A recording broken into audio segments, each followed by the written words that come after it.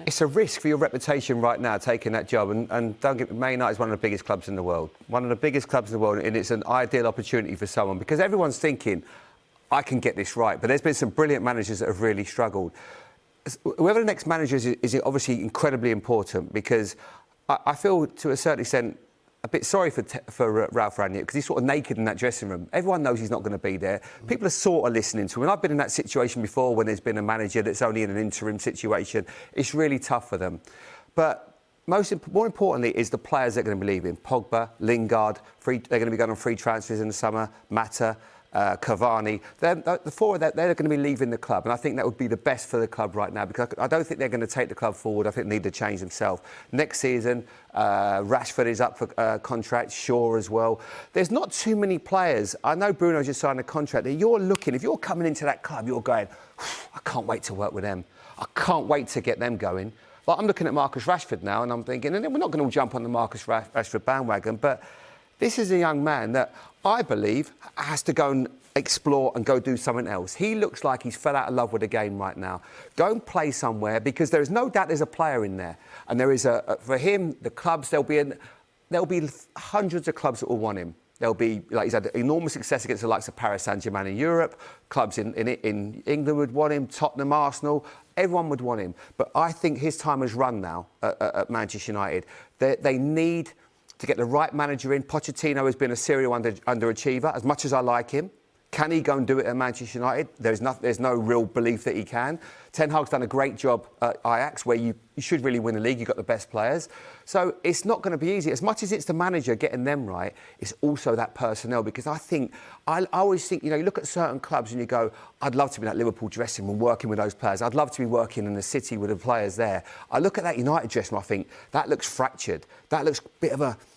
I think there's a few poisonous characters that could cause problems. I wouldn't want to be in there. I don't think that's a dressing room, like Gary said, that's pulling together.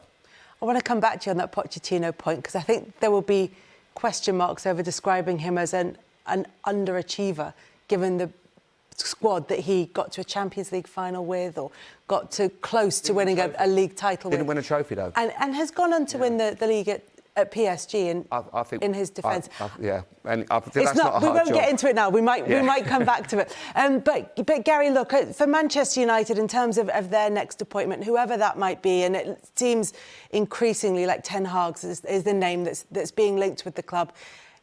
Does it look like an attractive job? As much as Manchester United might want Erik Ten Hag, is Manchester United a club at the moment that he would necessarily want to work with?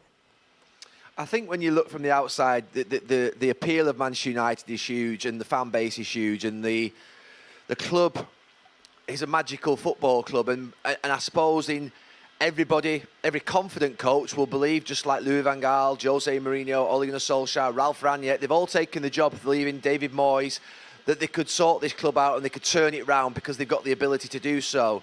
But there is a rut here. That has found out great managers in the last 10 years.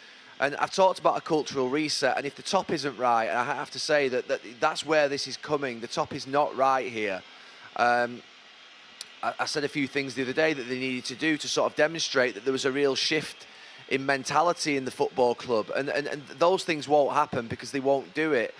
But look, I'm hopeful, I'm always hopeful. One thing I do know is that Manchester United will always be a great football club and it will return to success. I'm absolutely sure of that. I don't know how long it will be. It might be 5 years, it might be 10 years, it might be 3 years, it might be 15. Personally, I lived through a sort of 15-year period at the start of my life supporting this club where we weren't successful in terms of winning Premier League titles or the old Division 1 and League Championships. So we are patient, we'll still be here. The club will become great again, it's not going anywhere. But what it does need to do is operate like an elite football club. Manchester United should be pioneers in terms of stadiums, training grounds. It should be doing things that are fantastic. It shouldn't have owners that are year on year sort of pulling out of the club while the club's going to, sort of, if you like, this ground looks fantastic cosmetically on the outside, but it's falling apart, and it's not best in class. So if you're taking 20 million quid a year out and you're paying lots of money in interest on the sort of debt that they've got, that money could be going into the football club.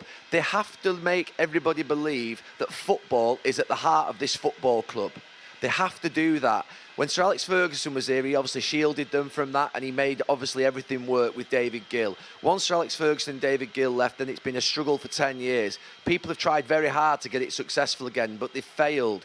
And it won't just be as easy as appointing a talented young manager or a talented manager at all. There needs to be something quite significant that shifts here, so that everybody in the club realises it's a new project, it's a new beginning. That probably would be more than likely with new owners, but if the Glazer family are not going to sell, I don't think they're going to gain success quite easily at this football club without doing something fundamental. It's not just going to be a case of let's sack a new manager, bring a new manager in, get a PR spike, everyone's excited, put 150 million quid into the team. We'll end up in the same position again in 2 or 3 years.